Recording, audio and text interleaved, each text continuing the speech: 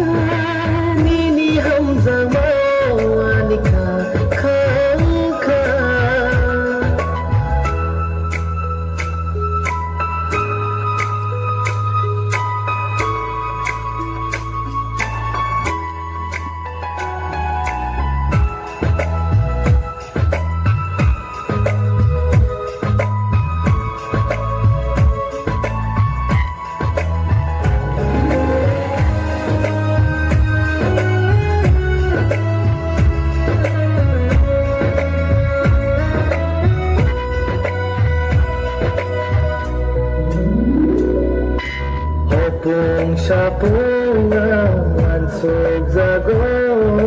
nono tuyay mano anika sangma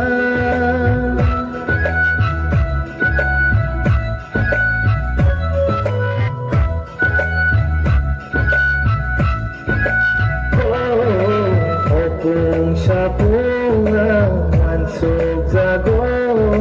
nono tuyay mano anika sangma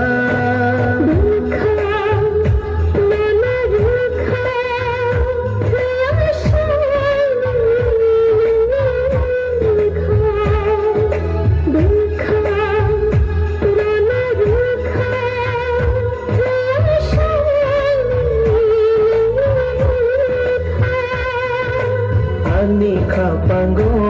no no no tominay anilang mawo no no no sob sinay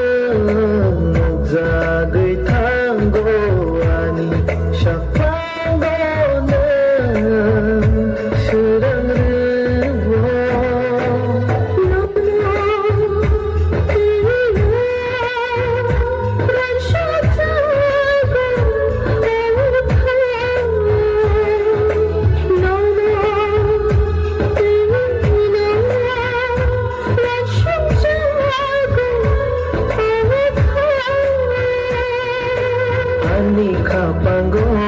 no no no tominay anilang mawo no no no sob sinay